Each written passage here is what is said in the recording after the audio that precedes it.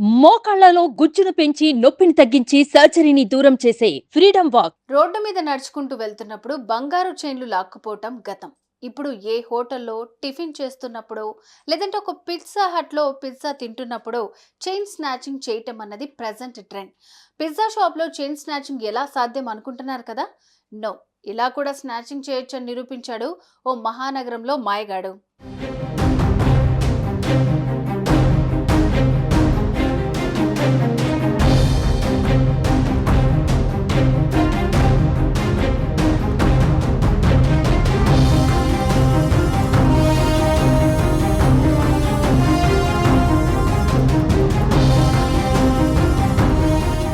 కర్ణాటక రాష్ట్రం పానిపట్ సిటీలో తహసిల్ క్యాంప్ రోడ్లో ఓ పిజ్జా షాప్లో ఎవ్వరూ ఊహించని ఘటన జరిగింది.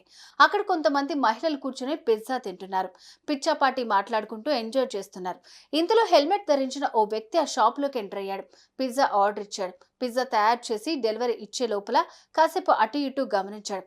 ఏమాత్రం ప్రమాదం లేదని డిసైడ్ అయ్యాక వెంటనే ఓ మహిళ మెడలో ఉండే 2 తులాల బంగారు గొలుసును చటుక్కున తెంపేసుకుని పరారైపోయాడు.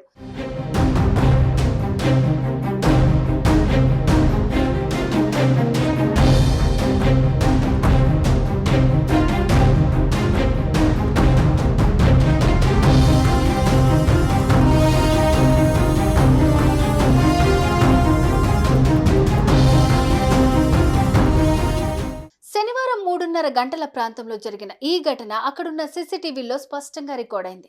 దీని మీద పోలీసులు కేసు నమోదు చేశారు. దర్యాప్తు చేస్తున్నారు. రోడ్ల మీదే కాదు, చివరికి హోటళ్లలో, పిజ్జా షాపుల్లో కూడా మహిళల మెడల్లో ఉన్న చైన్లకు సేఫ్టీ లేకపోవటం అన్నది ఇప్పుడు కర్ణాటక వ్యాప్తంగా చర్చనీయాంశమైంది.